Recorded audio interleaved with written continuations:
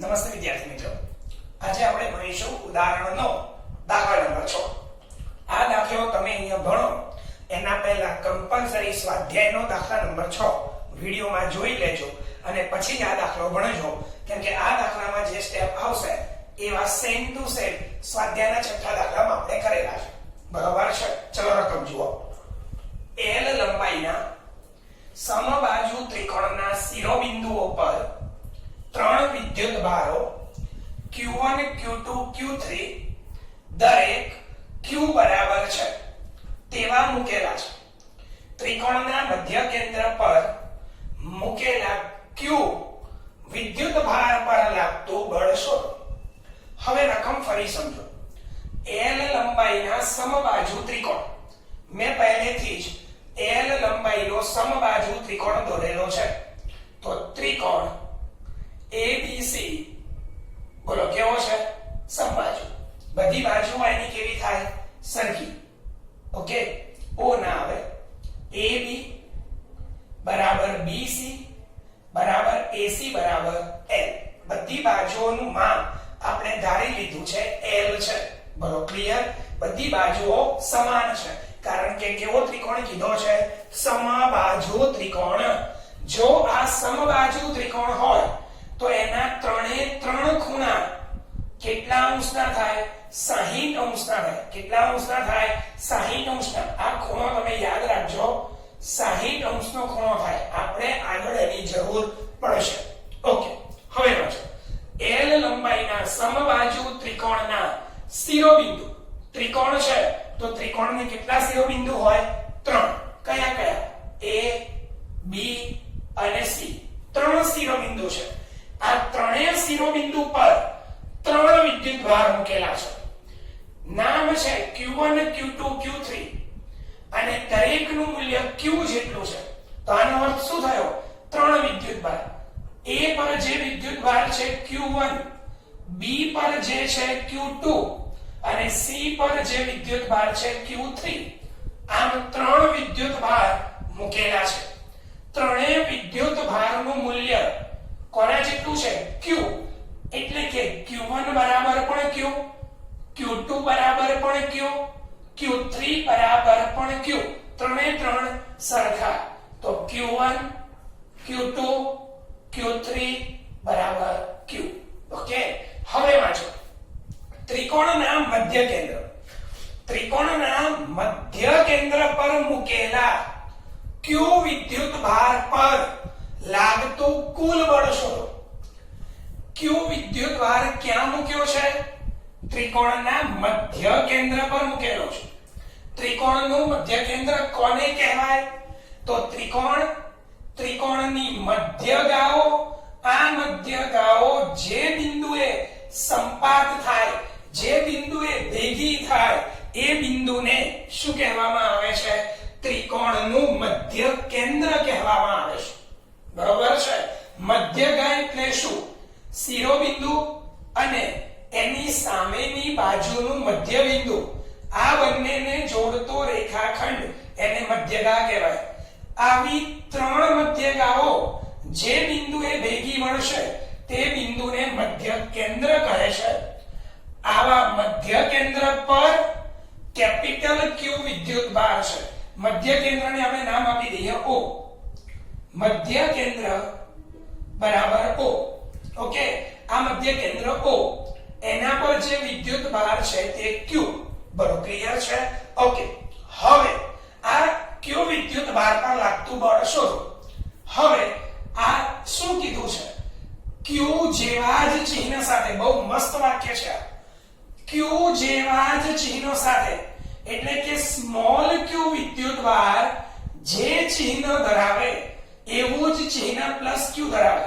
એટલે જો small q ધન હોય તો પ્લસ q ધન લેવાનો, સ્મોલ q ઋણ હોય તો પ્લસ q કેપિટલ q ઋણ લેવાનો. બરોબર છે? એટલે કે બંને સજાતીય છે. સ્મોલ q ધન તો કેપિટલ q ધન, સ્મોલ q ઋણ કેપિટલ Q ઋણ. એટલે બંને વિદ્યુત ભાર સજાતીય છે. તો ખાસ યાદ રાખીશું આપણે કે સ્મોલ q અને કેપિટલ Q વિદ્યુત ભારો સજાતીય છે. જો આ વિદ્યુત ભારો સજાતીય છે તો માટે બોલો તેમની વચ્ચે બોલો કેવું બળ લાગશે? અપાકર્ષી બળ લાગે છે. ઓકે, હવે રકમમાં શું શોધવાનું કીધું છે? કેપિટલ ક્યુ પર લાગતું કુલ બળ. તો આ કેપિટલ ક્યુ પર કોણ કોણ બળ લગાડે? Q1 વડે બળ લાગે, Q3 વડે લાગે, Q2 વડે લાગે. તો કેપિટલ ક્યુ પર ટોટલ 3 બળ લાગશે. કેટલા બળ લાગશે? 3 બળ લાગશે. ત્રણેય બળોનો શું કરીશું? સદિશ સરવાળો. એટલે કેપિટલ ક્યુ પર લાગતું કયું બળ મળી જશે? કુલ બળ મળી જશે. બરોબર છે? ઓકે, હવે સૌથી પહેલા આપણે કયા કયા 3 બળ લાગે એ બળ શોધી લઈએ, એની દિશા પણ આપણે દર્શાવી દઈએ. ચલો, સૌથી પહેલા બળ F1. F1 એટલે કયું બળ? તો એનું નામ લખું છું.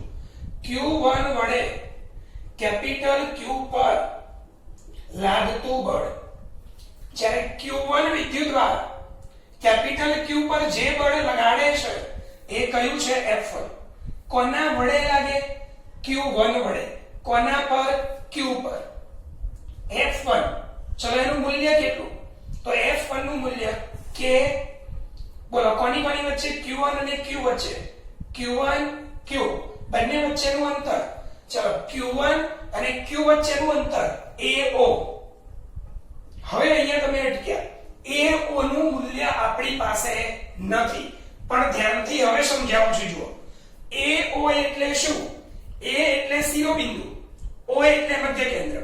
એ જ રીતે B એટલે C એટલે શિરોબિંદુ, O એટલે મધ્ય કેન્દ્ર. B એટલે શિરોબિંદુ, O એટલે મધ્ય કેન્દ્ર. શિરોબિંદુ અને મધ્ય કેન્દ્ર વચ્ચેનું જે અંતર છે એ હંમેશા સમાન રહેશે. બરો ક્લિયર છે? ઓકે, તો આ અંતર સમાન હોય તો આના માટે આપણે શું લખી શકીએ? તો આના માટે આપણે લખી શકીએ OA બરાબર OB બરાબર OC બરાબર R. બરો ખબર પડી ગઈ? ત્રણેય માપ સરખા. કોના જેટલા? R જેટલા. ઓકે, તો હવે કે Q1 ની જગ્યાએ શું મૂકીશું? Q મૂકીશું. કેમ? કેમ કે તેનું મૂલ્ય Q છે. આ capital Q upon R square. ચલો, બળનું મૂલ્ય મળી ગયું. કેવા પ્રકારનું બળ લાગશે? અપાકર્ષી પ્રકારનું બળ લાગશે.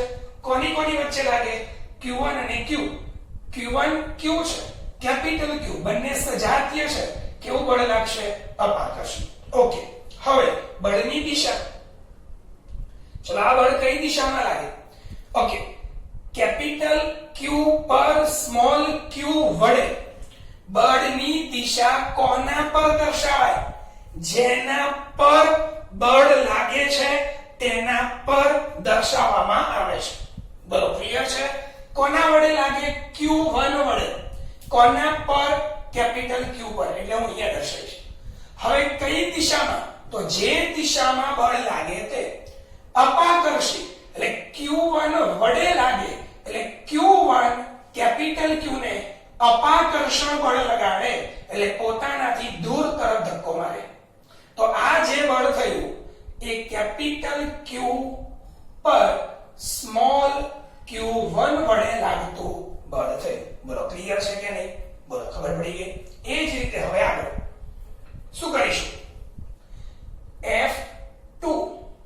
તો F2 એટલે Q2 વડે કેપિટલ Q પર લાગતું બળ. બોલો ક્લિયર છે?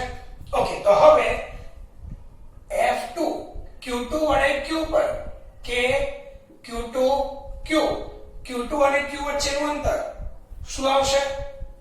OB². કે Q2 નું મૂલ્ય Q કેપિટલ Q, OB એટલે R². બોલો કેવું બળ આવશે? અપાકર્ષી. ચલો આ બળની દિશા માત્ર મૂલ્ય જ મૂકવાના હતા. દિશા કોના વડે લાગે? Q2 વડે. કોના પર લાગે? કેપિટલ Q પર. અપાકર્ષણ એટલે કેપિટલ Q Q2 થી દૂર જાય. તો આ આપણું બળ થયું F2 બળ. ચલો ક્લિયર? એ જ રીતે હવે એની દિશા લખો. તો દિશા શું લખાશે? સોરી, અહીંયા દિશા લખવાનું ભૂલી ગયા. અહીંયા દિશા લખો.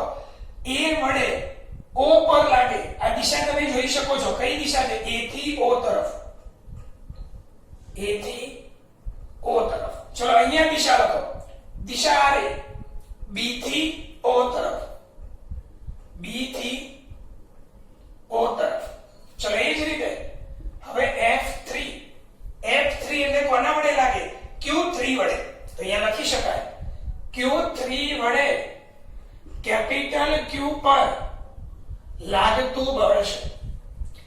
કેટલું છે? તો F3 K Q3 Q upon શું આવશે? અંતર. કોના વચ્ચેનું? Q3 અને Q વચ્ચેનું. કેમ? બળ એ બંને વચ્ચે લાગે છે.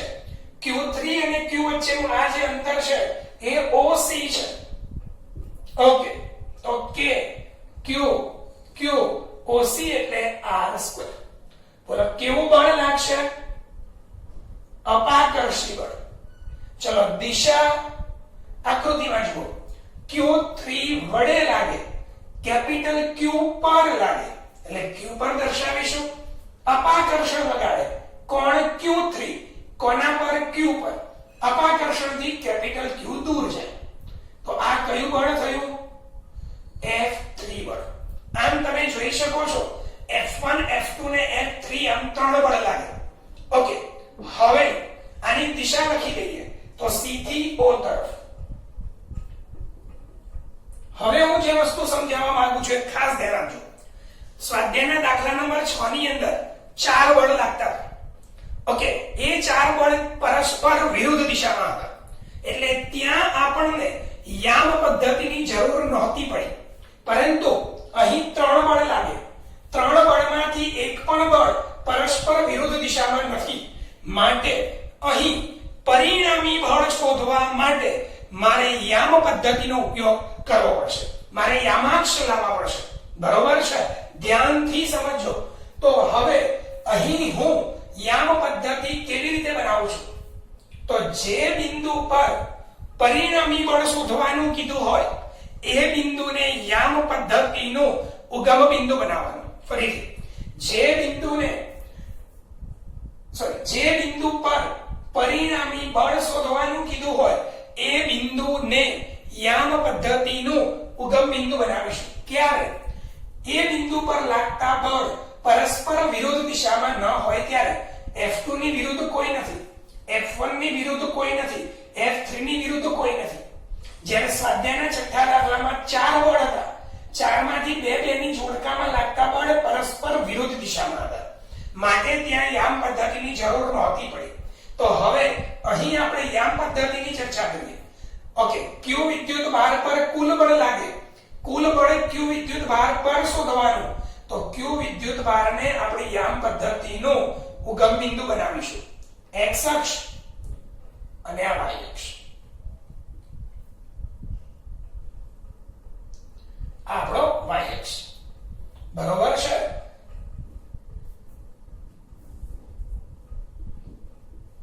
બોલો ક્લિયર? Y અક્ષ. ઓકે, આ આપણું ઉગમ બિંદુ. હવે જુઓ, આખા ખૂણા 60 ના અહીં ત્રિકોણની અંદર સમબાજુ ત્રિકોણ છે. સમબાજુ ત્રિકોણ માટે જ શું થશે? જે મધ્યગા છે એ સામેની બાજુના તો બે સરખા ભાગ કરશે જ, પરંતુ સાથે સાથે તે ખૂણાના પણ બે સરખા ભાગ કરે. ખાસ યાદ રાખજો, ખૂણાના બે સરખા ભાગ કરનાર ભાગને દ્વિભાજક કહેવાય. ખૂણાનો દ્વિભાજક.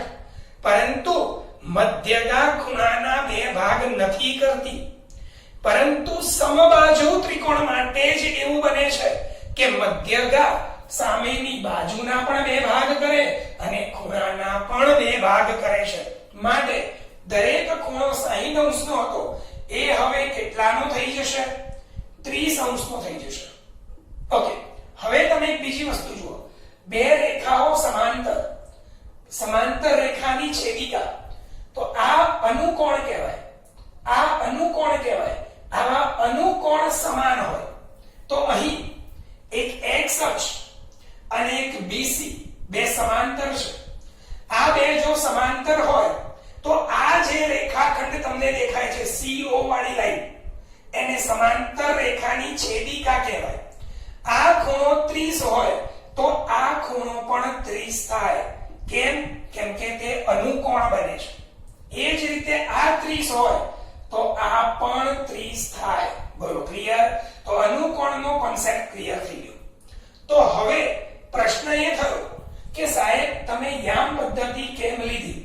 તો બળને પરસ્પર એક જ અથવા તો વિરુદ્ધ દિશામાં લાવવા માટે.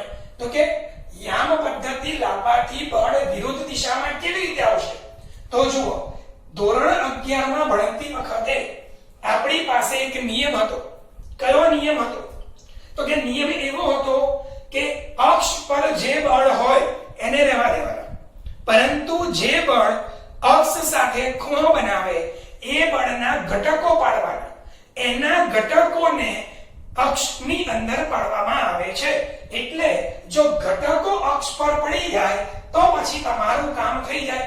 કેવી રીતે? જુઓ, F1 તો અક્ષ પર છે એટલે હું એના ઘટકો પાડીશ નહીં. F2 અને F3 અક્ષ પર નથી, તો જે અક્ષ પર નથી એના આપણે ઘટકો પાડીશું. ચલો, F2 ના ઘટક કેટલા? જેની સાથે ખૂણો બને છે એ cos ઘટક, તો આ આવશે F2 cos. ખૂણો કેટલો છે? 30. 30 નો ખૂણો x સાથે છે માટે x ઘટક એનો cos આવશે. ચલો, આનો sin ઘટક બોલો શું આવશે? F2 sin 30. કેમ? કેમ કે 30 નો ખૂણો F2 વડે x સાથે બન્યો છે માટે y ઘટક sin લેવો પડે. એ જ રીતે F3 એનો 30 નો ખૂણો x સાથે છે એટલે x તરફનો ઘટક આવશે F3 cos 30. બોલો ક્લિયર છે? અને એનો y તરફનો ઘટક આવશે sin. આ તમે ધોરણ 11 માં ભણેલા છો. જેની સાથે ખૂણો બને તે cos અને એના સિવાય sin. બરોબર છે? હવે જુઓ, બળ F2 અને F3 ના ઘટકો પાડી દીધા છે તો હવે એને ભૂલી જવાના. હવે તેના ઘટકો યાદ રાખવાના. તો હવે ટોટલ કેટલા બળ થયા? 5. એક F1, F2 cos 30, F2 sin 30, F3 sin 30, F3 cos 30. હવે આ 5 બળોનું કયું બળ શોધવાનું? પરિણામી બળ. હવે કેપિટલ Q પર જે બળ લાગશે એ આ સમતલ પર લાગશે. સમતલ પર લાગશે એટલે કાં તો x માં આવશે, કાં તો y માં આવશે, કાં તો x અને y ની ક્યાંક વચ્ચે હશે, પણ જ્યાં હશે તે સમતલ પર હશે. જો એ સમતલ પર હોય તો એ બળને ટોટલ કેટલા ઘટક હોય? 2. એક x ઘટક અને એક y ઘટક. તો આપણે ધારી લઈએ. ધારો કે કેપિટલ Q પર લાગતું કુલ બળ બરાબર સદિશ F. સદિશ F ને બે ઘટકો છે, એક Fx અને બીજા નંબરે Fy. માટે સદિશ F બરાબર Fx Fy. Fx એટલે શું? F નો x ઘટક. F એટલે શું? Q પર લાગતું બળ. તો Fx નો મતલબ એવો થાય વિદ્યુત ભાર Q પર x દિશામાં લાગતું કુલ બળ, એને Fx કહેવાય. વિદ્યુત ભાર Q પર y દિશામાં લાગતું કુલ બળ, એને શું કહેવાય? Fy કહેવાય. બોલો ક્લિયર છે કે નહીં? ફરીથી, Fx એટલે વિદ્યુત ભાર Q પર x દિશામાં લાગતું કુલ બળ. Fy એટલે વિદ્યુત ભાર Q પર y દિશામાં લાગતું કુલ બળ. હવે આપણે આ ઘટકો શોધીએ અને અહીં મૂકી દઈએ. તો સૌથી પહેલા હું Fx શોધીશ. Fx ની કિંમત જુઓ તો x દિશામાં બે જ બળ લાગે. F2 cos 30, F3 cos 30. Okay, F2 cos ધન તરફ છે એટલે પ્લસ લેવાના, F3 cos ઋણ તરફ છે એટલે માઈનસ લેવાના. તો પરિણામી બળ F2 cos 30 F3 cos 30. બરોબર છે? આ પ્લસ છે, આ માઈનસ છે. હવે જુઓ, F1 નું મૂલ્ય, F2 નું મૂલ્ય અને F3 F3 ના મૂલ્ય સમાન છે, તો ત્રણેયના મૂલ્ય સમાન છે. ઓકે, અપાકર્ષી છે પરંતુ દિશાઓ અલગ અલગ છે. ઓકે, હવે અહીં જુઓ, F2 નું મૂલ્ય મૂકી દો કે q/r² cos 30 √3/2 થશે. અહીંયા માઈનસ કે q/r² √3/2. ચલો, બંને મૂલ્ય સેમ છે, વચ્ચે માઈનસ છે, ઇઝ ઇક્વલ ટુ 0. તો આપણને fx ઘટક મળી ગયો છે. કેટલો છે? 0 છે. ચલો, નંબર 2. હવે આપણે શોધવાના fy ઘટક. fy ઘટક એટલે વિદ્યુત ભાર q પર y દિશામાં લાગતું પરિણામી બળ. અહીં પ્લસ y માં બે બળ છે, 1 અને 2, જ્યારે ઋણ y માં એક જ છે, f1. જે ધન તરફ છે તે ધન, જે ઋણ તરફ છે તે ઋણ. ઉપર તરફ કોણ છે? f2 sin 30 plus f3 sin 30 minus f1. બરોબર, ક્લિયર? ઓકે, હવે કિંમત મૂકી દઈએ. ચલો, f2 f3 અને f1 ની કિંમત તો સરખી જ છે કે q/r² sin 30 1/2 કે q/r² sin 30 1/2 માઈનસ કે q/r². ચલો, કોમન કાઢી લઈશું કે q/r² 1/2 1/2 minus 1. ઓકે, કે q/r² 1/2 1/2 છેદ સરખો 2, 1 + 1 આ -1 એમના એમ. જેના છેદ સરખા હોય એક વખત લખાય, અંશનો સરવાળો કે q/r². ઓકે, 2/2 -1 કે q/r² 1 - 1 કે q/r² 0 0 fy બરાબર 0. ચલો, તો શું મળી ગયું? સદિશ f. સદિશ f એટલે કે q વિદ્યુત ભાર પર લાગતું કુલ બળ. તો હવે સદિશ f બરાબર fx fy 0 0 અને 0 સદિશ પણ કહેવાય. જો તમે મૂલ્ય લખશો, માત્ર મૂલ્ય લખવાનું કામ કરો છો, તો મૂલ્યમાં માત્ર શું લખાશે? 0 લખાશે. બોલો, ક્લિયર? બોલો, દાખલા આવડી ગયો છે? ક્લિયર? અલગ અલગ ચોપડીમાં અલગ અલગ રીતે દાખલા ભણેલા હોય છે. આ સૌથી સહેલી રીત મને લાગે છે, એટલે હું આ રીતે તમને દાખલો શીખવાડું છું. ઓકે, હવે આ દાખલા પરથી શું તારણ મળે? તો આ દાખલાનું તારણ સમજજો. આપણી જોડે ચોરસ હોય, લંબચોરસ હોય, ત્રિકોણ હોય, ષષ્ઠકોણ હોય, પંચકોણ હોય. આ બધી આકૃતિઓ એવી આકૃતિ છે જે કોઈ પણ એક અક્ષને અનુલક્ષીને સમમિતિ ધરાવતી હોય. બોલો, અહીંયાથી બંધ બેસી જાય. આ બધી એવી અક્ષ છે કે જો આ અક્ષ પરથી આને કાપવામાં આવે તો બંને ભાગ એકબીજા પર આમ બેસાડો, અહીંયાથી ગળી પાડી દો, અહીંયા ગળી પાડીને આને વાળી દો, તો બંને ભાગ બંધ બેસી જશે, સરખા સરખા હશે. તો જે અક્ષને અનુલક્ષીને આવું થતું હોય એ અક્ષને અનુલક્ષીને પદાર્થ સમમિતિ ધરાવે છે એવું કહેવાય. જ્યારે આવી બંધ સમતલીય આકૃતિ પર કોઈ પણ એક અક્ષને અનુલક્ષીને સમમિતિ ધરાવતી બંધ સમતલીય આકૃતિ પર સમાન દરેક શિરોબિંદુ પર સમાન વિદ્યુતભાર હોય, દરેક શિરોબિંદુ પર સમાન વિદ્યુતભાર હોય, તો દરેક શિરોબિંદુ બધા દરેક પદાર્થમાં દરેક શિરોબિંદુ પર જો સમાન વિદ્યુતભાર હોય તો અને તો જ તે આકૃતિના કેન્દ્ર પર ગમે તે મૂલ્યનો વિદ્યુતભાર મૂકવામાં આવે. તે આકૃતિના કેન્દ્ર પર ગમે તે મૂલ્યનો વિદ્યુતભાર મૂકવામાં આવે, 10 coulomb, 25 coulomb, q coulomb, 7 coulomb, ગમે તે કોઈ પણ વિદ્યુતભાર જો અહીં મૂકશો તો શું થશે? તો તે વિદ્યુતભાર પર લાગતું કુલ બળ હંમેશા 0 જ આવશે. પરંતુ એક વસ્તુ ધ્યાન રાખવાની કે આ જે વિદ્યુત ભાર તમે મૂકો છો એનું મૂલ્ય એટલું બધું વધારે ન હોવું જોઈએ કે તેના અપાકર્ષણથી CO બિંદુ વાળા વિદ્યુત ભાર દૂર જતા રહે. બરોબર છે, ધ્યાન રાખજો. ઓકે, ચલો ક્લિયર. ઓકે, તો આ તમારો બેઝિક કોન્સેપ્ટ હતો, દાખલો ક્લિયર. Okay, thank you.